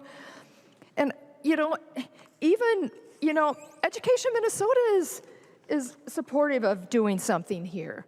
That letter from Anoka Hennepin that you got, that was signed by the president of the Anoka Hennepin Education Minnesota. Everyone realizes this is a problem. So let's fix it. As Representative Bakeberg said, this doesn't go as far as he would like or I would like, but it's a good start. Let's try it. Let's try it. And I know, Representative Frazier, you mentioned that there's not a lot of data yet. Well, here's some data from the largest school district in the state. This is not working. Please vote green on the Bakeberg amendment. I recognize the member from St. Louis, Representative Zalesnikar. Thank you, Mr. Chair and members. I rise to just ask us to think about what we're doing here. 50% of our kids can read. We start reading at quite young ages. We are reading to our kids when they're born.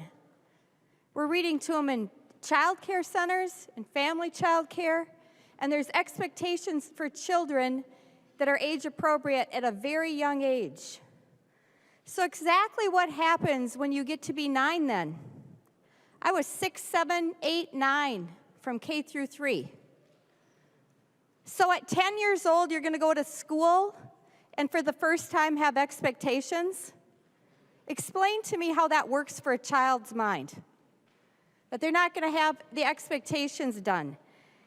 I've talked to superintendents, I've talked to principals. There are situations where there's safety. Like we just heard from Representative Knudsen, safety for children. Imagine a young girl having that experience. We talk about the victims, we've passed bills to protect victims, and yet we're going to allow this with an 8-year-old girl? That is absolutely the craziest thing I've ever heard in my life. And we want kids to be in school. That's not a safe place. School should be a safe place. This is a situation to have tools in the toolbox when safety's in jeopardy. I think a child that endures something like that and returns to the classroom with the child sitting right next to them, there's not a parent in this room that would allow that. And we wonder why we have concerned parents. My dad was my middle school principal. There were expectations, I think, for all of you, and there were expectations for me. And that shouldn't change by 2025. Kids are the same. Kids need the same things. They need structure, they need accountability, and that can't start when you get to 4th grade. When kids have seen an entire room be evacuated day after day, and this isn't isolated because I'm in all the schools too. I've watched it. I've watched a whole classroom out of the hallway. Kids go home then with that anxiety. The parents tell me that. So we have 40% mental health increase after COVID. We have lost learning. We have 50% of our kids that can read, but think of the disruption that's happening. So the needs of the whole are being compromised, and the safety, the physical assault of young children is being compromised for the rights of somebody to be the offender. They may be 8, yes, they may be 6, they may be 7, they may be 8. It's still unacceptable behavior. And there are ways to deal with this. And one of the reasons why you have a suspension is for a plan to be put in place so that you can make sure everybody's safe. But for a parent to have this knowledge, think about that for your grandchild. Think about that for your own child. I wouldn't accept it. I would completely understand somebody saying, I'm moving my kid out of that school. Some parents don't have an option. We as a body have a responsibility to protect young boys and young girls. We have a responsibility to put that first. And there are systems that can be put in place for the bad principal, the bad superintendent. There are school boards elected in every community, every independent school district. So if there is a problem, the data should be very clear by the Minnesota Department of Education to say, you know what, you've got a problem in the school district. To put a blanket statement to put children across the state at risk is quite frankly a complete irresponsibility for adults. We have systems in place. We are sending messages to young children that it's okay to absolutely destroy a classroom, to send a classroom out in the hallway, and to have more lost learning in our public schools. That's not acceptable. It wasn't acceptable in the 70s, it wasn't acceptable in the 80s, it wasn't acceptable in the 90s, and it should not be acceptable in 2025, members, for your future grandchildren and for your children. There are systems to do this. We want to trust our educators. We have teachers that know when it's appropriate. We have principals and great superintendents and systems across all of our districts. It's time to put our trust back to them and allow them to do what was practiced and right for history, and not let what we just heard happen. If it's one child too many. That's absolutely terrible that we would allow that in the state of Minnesota. Members, please vote for this amendment. I recognize the member from Hennepin, Representative Frazier. Thank you, Mr. Speaker. I mean, these will be my last comments. Some of these things that have been described are terrible, and I do want to say that I can appreciate the egregiousness of some of the acts that were described. But what I will say is that there are options. This law does not prevent consequences. And I don't know, Representative Knudsen, if in that school there were only 2 rooms in that school, but that student should have been put in another room, unless there were only 2 rooms. There's only 1 room in that school? There's only 1 room in that school? 1 room? That student could have been put in a different room. I think that is a failure on administrators. Failure on administrators. Failure on administrators for not taking the action to put that student in a different room.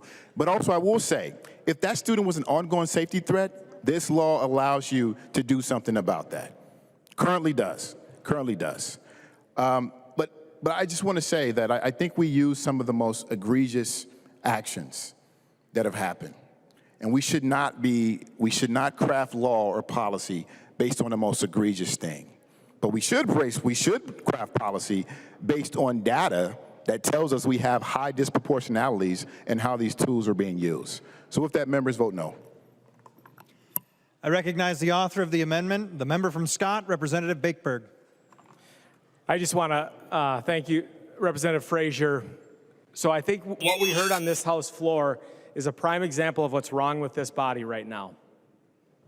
We have no idea of the context of this school district. Okay, we heard Representative Knudsen say that they are a 1-section school. That means they probably have 30 or less kids in the class. Could the principal have removed the kid to another spot in the building? Sure, could have. But I don't know what else was going on in that building at that day. I don't know what was happening.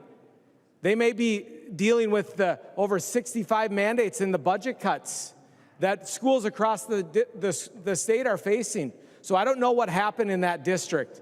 But let's be very careful when we start telling principals or teachers or educators this is what they should have done, because hindsight is 20/20. And I've been a principal for almost 20 years, and I'm a different principal today than I was 20 years ago. I approach things very, very differently. Representative Frazier, you're right. They could have done something. They could have expelled the kid. Actually, no, they couldn't have, because they called the department, and the department told them there's nothing you can do because it's not an ongoing safety threat. The mom testified it in committee. That is a fact. So, we talk about harmful things. And I'm going to share some of the harmful things that are happening right now in our schools. We had a principal who ended up in the ER because a first grader had explosive behavior, and that principal ended up in the ER. We had a teacher whose hair was ripped out, and the teacher is telling her team, I'm scared to go back. Kindergartner. That student is a kindergartner. Schools are at their breaking point. That's the headline on there. A student with daily episodes of aggression hits teachers, staff, punches lockers, spits in classmates. The school is working through the special education process, because there's a process that they have to go through to evaluate a student. But the parents explicitly stated there will be no consequences. Educators describe crying in their cars. A paraeducator said, it feels like we're being told to just take it. And to be blunt, that's how schools feel from this body. Just take it. Morale is crumbling. We wonder why we have a shortage. It's because of laws like this. A 20-year teacher's final straw.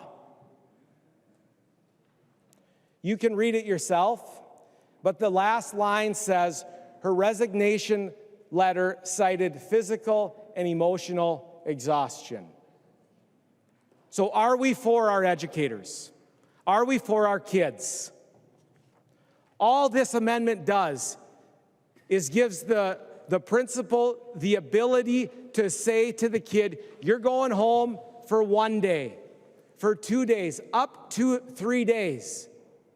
And to be blunt, it is very rare for an elementary kid to be suspended. Call your schools and ask them. They will tell you that. But I sat on a call on May 2nd with 35 principal leaders from Minnesota, and they want to hear from us, and they're not hearing from us enough. Principal for a day isn't enough. Showing up and taking a picture, not enough. This is an opportunity to show up for the kids of Minnesota, and I'm not trying to be dramatic. I hear stories every single day like this. Vote green. Seeing no further discussion, the clerk will take the roll.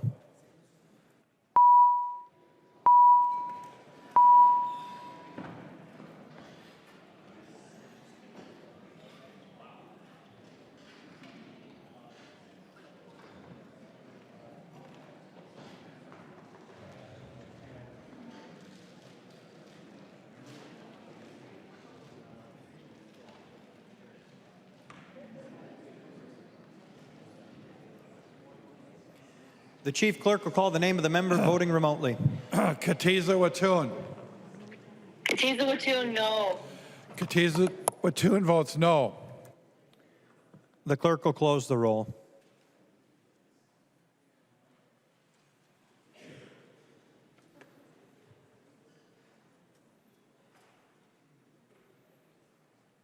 There being 67 yeas and 67 nays, the motion does not prevail. The amendment is not adopted.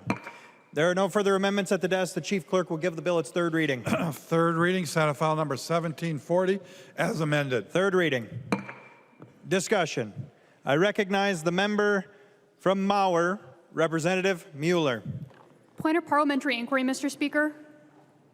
State your point of parliamentary inquiry. We didn't actually go over what's in the bill. Is it possible to do that? I don't know what rule or whatever that's under, but it'd be nice to do that. What a wonderful idea. I recognize the author of the amendment, the member from Hennepin, Representative Jordan, or the bill.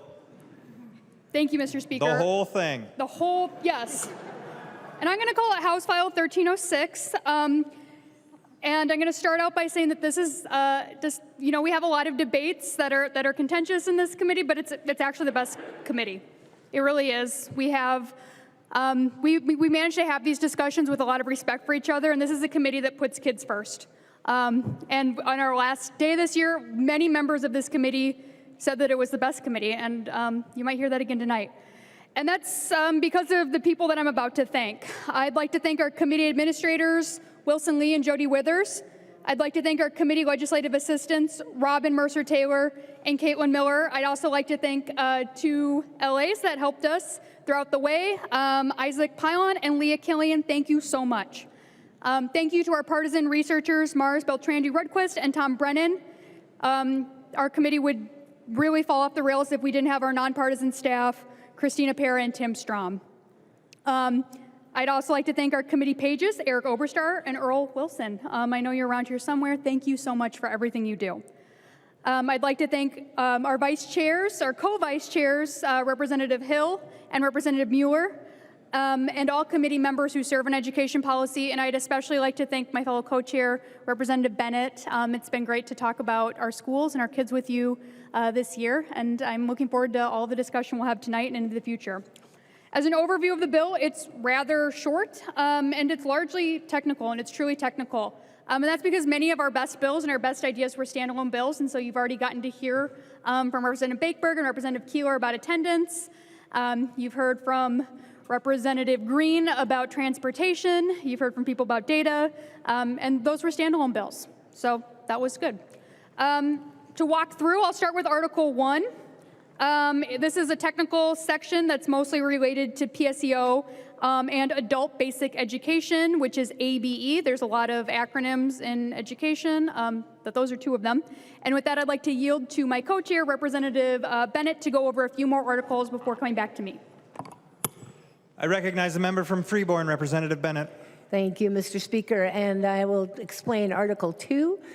By the way, Co-Chair Jordan, I want to say thank you to you as well, and ditto to all those people involved. We have an amazing team, and lots of educators and administrators. I mean, the majority of our education team are administrators, teachers, and so on, and it's been very good discussion, so thank you for that. So Article 2, education excellence. One component, the first component in there is the dual immersion growth targets for language growth. That's a governor provision. We have a short call emergency substitute teacher program that was made permanent. That's a Mueller provision, which I know she'll talk about when we come to that. We have delays of implementation of the kindergarten entry assessment. That's a governor provision.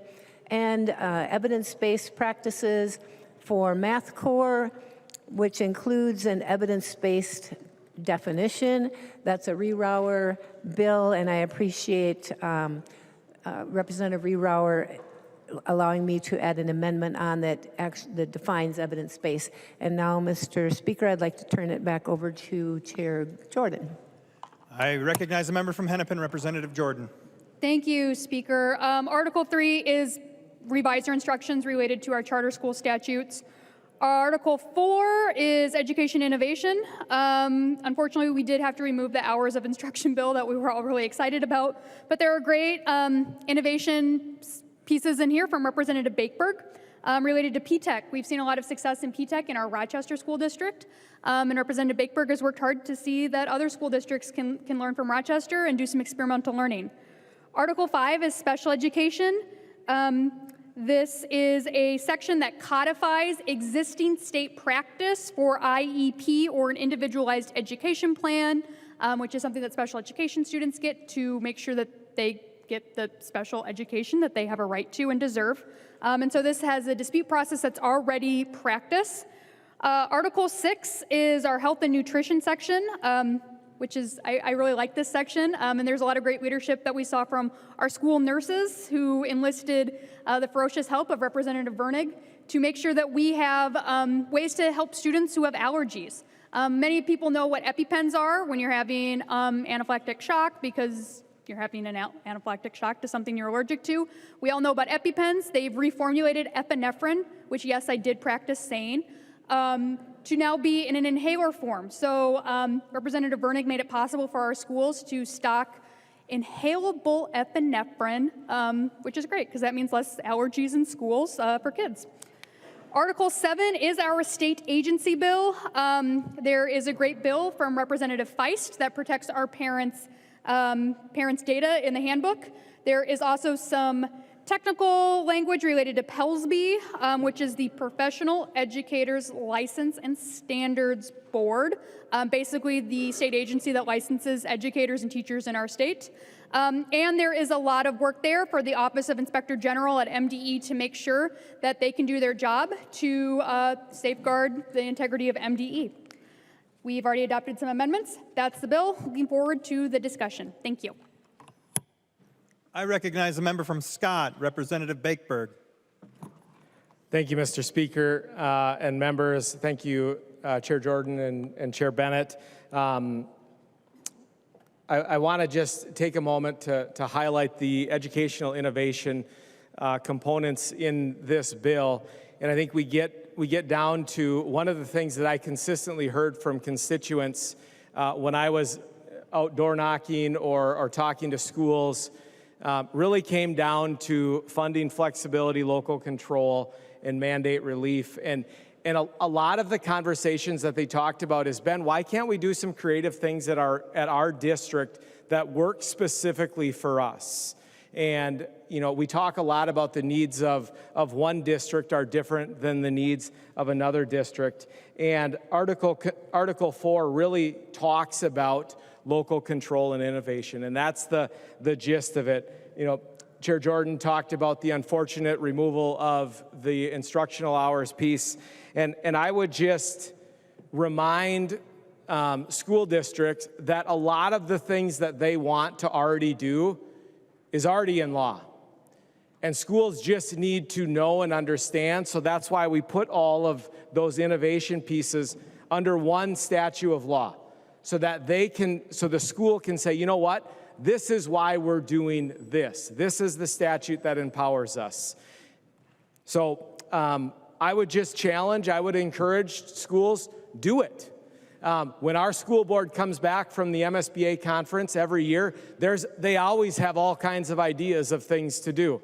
And to be very honest, we have to kind of rein them in about all the different things. But we should have the local authority to say, you know what, we're going to run with this program because it is best for our districts. That's what Article 4 does. It empowers our local schools, obviously within reason, to do what they think is best for their districts. Now, I would just challenge our districts to do it. Use the empowerment that we have. If you're being told no from someone at the department, reach out to us. Reach out to your representative and say, you know what? Article 4 says that I can do this. I'm being told I can't do it. And we will come alongside you and support you because local control is innovation. I recognize a member from Mauer, Representative Mueller. Thank you, Mr. Speaker, and thank you, members, for a really good discussion about this bill. And, you know, I've been speaking about substitute teaching since I've been elected. And there has been, when I was elected in 2020, I had my people in Austin tell me about a bill that they had suggested to expand the opportunity and expand the pool of called substitute teachers. Substitute teaching is something that both Representative Keeler and I are intimately aware of, as both of us have had the pleasure of having to schedule substitute teachers. And people who have done that, God bless you, Representative Keeler, it is not an easy job. And one of the reasons why it's not is because, you know, substitute teachers, part of the perks of a job is that you get to say no. You get to say, listen, I have other things going on and I have to be able to take care of business someplace else, and so I don't want to come in today. And that's what it is. But as we think about who we want in our classrooms, we want a caring adult that students know from their community and that can come and create relationships with these kids. Another adult that can come and create relationships with their kids. And the requirements that we had for substitute teachers was pretty limiting for our schools, because many of the adults that had these requirements met had other jobs, other places. And it wasn't something that they were able to do until they had retired. And we had many people in our communities that were willing to sub, but simply did not meet the requirements that we had from MDE. And we said, you know what, substitute teaching is a little different than what it was when I was growing up. We have a lot of different technology. We have a lot of other school management systems that allows a teacher to leave a lot of instruction and a lot of lesson plans. And really, we just need a caring human being in that classroom to create a relationship with the school, create relationships with the student, and make sure that they complete that lesson that they have on their laptop or iPad or whatever was left behind. We had been hearing, especially during COVID, that there were teachers, and I was one of those, who filled in during their prep time because they simply did not have enough people to fill substitute positions. And so starting 5 years ago, I started asking how we could open up the pool for our schools to have more access to substitute teachers. And after a little bit of work, I know Representative Hill passed a bill that would allow this type of pilot that would give more access and more people for our substitute teachers for our schools. However, there was a little bit of a glitch. And it was well intended because our substitutes are worth their weight in gold. And yet in this pilot, it said that in order to participate in the pilot, which has this expanded opportunity, you had to pay your substitute teachers $200 a day. And listen, if I could pay my subs as much money as I can, yes, yes, yes, yes, because they are so, so important to our schools. Unfortunately, our smaller schools simply said, we can't even participate in the pilot because of this. And so, what we have here in the bill is that now we have taken away the requirement that a short call has to be paid $200, but that it does say the substitute teacher rate of pay in the district has to be, that they have something in here that is in alignment with their district, okay? We have changed it not from a pilot, but from, now this is the new expanded opportunities. And then we also have changed the name, calling it the emergency, short call emergency substitute teacher. And we did that for a reason, because we had several people on the others, on all sides saying, listen, we are concerned that if a teacher is able to kind of fill this loophole of a short call sub can only be in the classroom for 15 consecutive days at the same classroom. After that, you have to have a licensed teacher in that classroom. All right? But for 15 consecutive days, if you're in that same classroom, you're allowed to be there. And we were like, man, we really should talk about what that looks like. So there's some comfort language here from Edmund that gives a little bit more parameters about how long a short call substitute teacher, emergency substitute teacher, can be in that classroom. After that time, we reduced it down from 15 to 10, and after that time, you have to have a licensed teacher in that classroom. All right, and then you need to be able to have a long-term sub at that point in time. I think this is really good compromise language. I know I have some people on the other side of the aisle who have signed on, and so I really thank you for that. And I'm really excited for our schools to be able to open this, to have this open pathway to them. I want to thank you to Co-Vice Chair Hill, Co-Chair Jordan and Bennett for working really closely together on how we could find language that we all agree upon to make a really great bill that's maybe not what everyone wants, because that's what we are in divided government, but again, is holding to these pillars of making sure that we have mandate relief as much as possible, but that we also give some more local control and funding flexibility that we'll be talking a lot more in FI. So thank you so much, Mr. Speaker, and as you're able to, I encourage you to vote green on this policy bill. I recognize the member from Freeborn, Representative Bennett.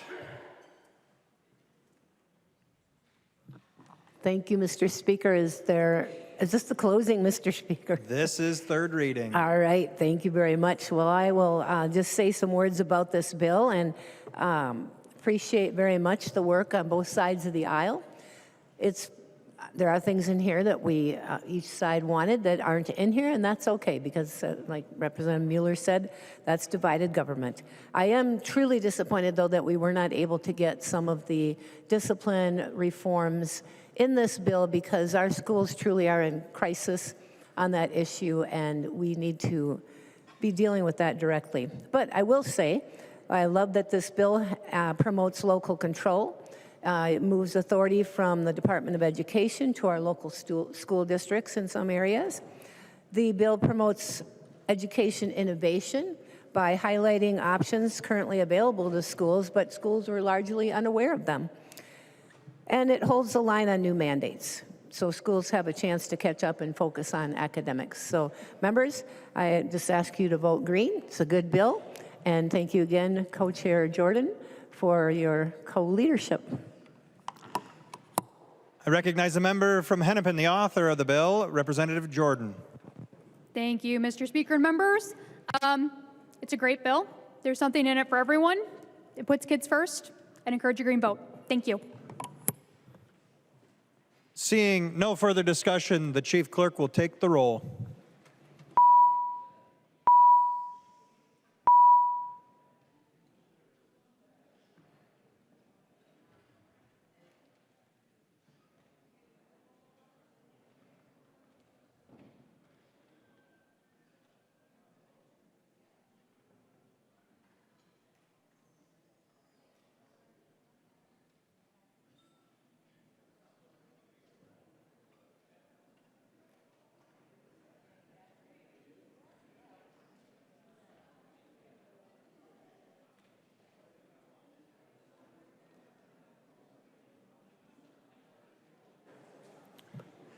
The chief clerk will call the names of the members voting remotely.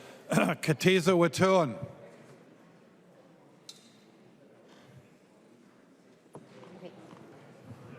Katiza Watun, aye. Katiza Watun votes aye. Kraft. Kraft, aye. Kraft votes aye.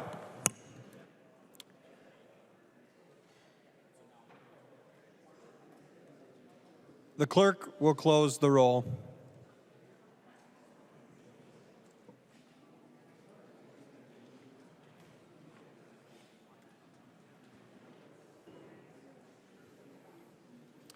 There being 131 yeas and 3 nays, the bill is passed as amended and its title agreed to.